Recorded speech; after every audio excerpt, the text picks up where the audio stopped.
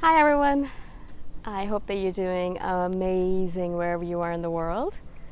My name is Shikha and I welcome you to my channel.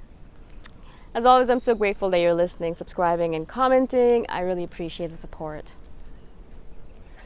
In this one, I wanted to speak to you about something a viewer said recently that I really resonated with, that I wanted to speak to more in a video format. And it was something to do with how INFJs really don't like being mean.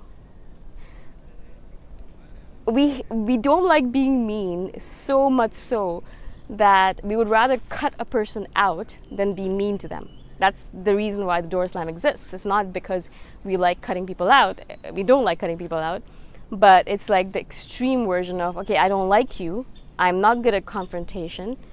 I can't say that I don't like you, or I don't like what you've done to me, or how you're treating me, because it's very hard for me to say those words out loud because it's mean. So instead of actually, having that conversation and then maybe fixing the relationship or fixing your attitude towards me, I'm just going to cut you out because that's easier for me, because it's like a passive way of kind of getting rid of you and not having to deal with that confrontation. So of course, it's not the best way to deal with things, and I've said this many times that if you are maturing as an INFJ, you're going to stop doing door slams as much because it's just not the right way to deal with people.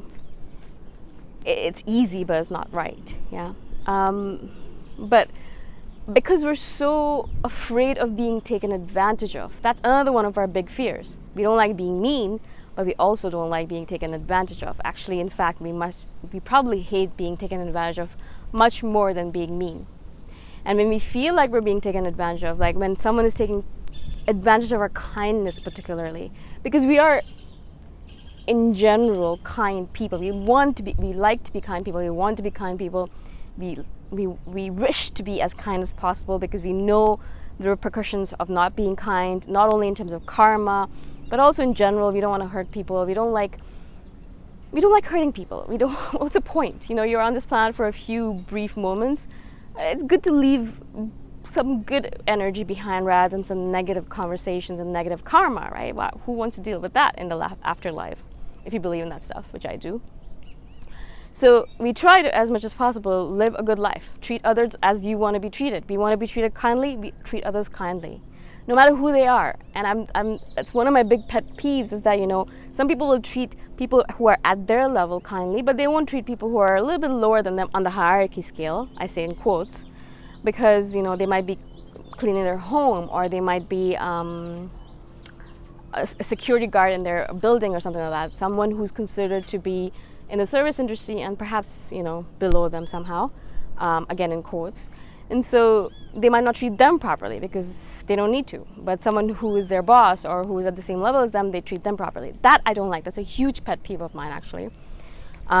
So if I see someone doing that's it. Like, our relationship is over. I know it's a huge thing to say, but really, I don't like it. I can't deal with it. It is annoying to me, and I despise it.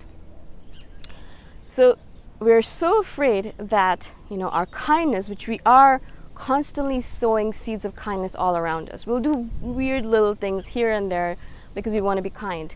I've noticed that my parents always look at me oddly when I do these things because they don't understand it. Because sometimes I'm doing things and they're like, what are you doing? Why are you being like this? For example, I was kind of at a mall once and there was this older gentleman, maybe in his 60s or 70s, very immobile. Well, not as mobile as normal as me, for sure. And his shoelace was untied. And he was trying very hard in his limited capacity to, bend over and tie his shoelace, but he wasn't able to, obviously, because he's much older. And he wasn't. Sorry, there was a leaf on my hair. I thought it was an insect. And he wasn't able to. So I was like, all right, cool. So I guess, of course, I was like, I have to help. And my parents were watching, and they're like, they're like, you could have just left him alone. He was fine doing it on his own. I'm like, yeah, of course he was fine. He could have done it on his own. Like, of course. Why wouldn't he be able to? He lives on his own. I'm sure he does it on his own.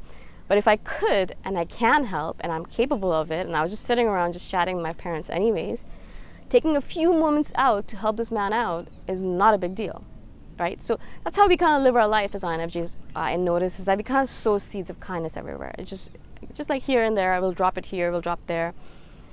And so, of course, what happens, and my sister says this about me all the time, is that, you come across as a very kind person in the beginning, but then as soon as someone starts taking advantage of that, or behaving cruelly to you, or crudely, or mean in any shape or form, meanly, if that's a word, instantaneously I turn from from a beautiful, compassionate goddess to a death goddess, like from Tara to Kali, if you know those goddesses. And so it's kind of interesting because it literally is like a switch like that, because I will sow seeds of kindness, because of course that is our nature as an INFJ. I want to be kind. I want to be good to people. I don't want to be mean. I hate being mean to people. I really don't like it. But if you're going to take advantage of me and my kindness and my goodness and my just general sense of wanting to do good in the world, if you're going to take advantage of it, then that's it. Then I will bring out the fangs, I will bring out the claws, and I will bring out all of my defense systems and all of my meanness as much as possible, and my badassness, I guess, if I want to say it that way. Of course, it doesn't come out very often because most people don't take advantage of it. Thankfully, I live in a kind universe, so it doesn't happen that often. And if it does, I'm pretty good at dealing with it. But I don't want it to come to that situation because it's really not comfortable. I'd rather keep it to the kind, good Shikha. I'd rather keep it to the kind, good boom, I don't want to get it to the point where I'm like, all right, now I need to bring out the fangs. Now I need to bring out the claws. Once I get to that point, it has really escalated a lot, because I don't do it the first time around, you're mean to me. I don't do it the 5th time around, you're mean to me. But then after a while, I'm like, all right, this has gone long enough. I need to do something about it. And I need to cut it out before you get too crazy and start thinking that you can just do whatever the hell you want to me, and I'll just take it. Right? That's a huge thing for me, that I cannot deal with that, because I don't ever want people to think that they can take advantage of me. For some reason, it's a huge thing for me and for a lot of INFJs. So it's those two things that we kind of pendulate between. Like, we don't want to be mean, we don't like being mean, but if you do something that warrants us being mean, we will get mean. You won't like it, but we'll do it because it's necessary. Because you need to understand that there's repercussions, there are consequences to your actions. You can't just do bad in the world and be mean to an INFJ and do whatever the hell you want with them and just get away with it. It is not fair, it is not just, and we want to live as INFJs in a very just, fair world.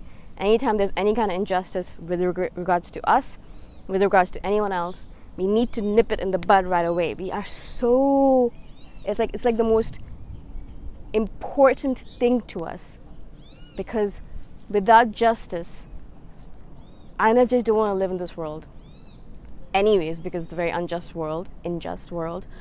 But if there's a lot of injustice going on, we need to step in. It's like we're kind of maybe consider ourselves kind of like superheroes. Okay, and no one else is going to step in, I'm going to do it.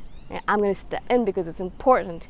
Because if I don't step in and no one else is stepping in, it's going to be like the scenarios where there's someone raping someone over there and hundreds of people are looking on and no one's doing anything.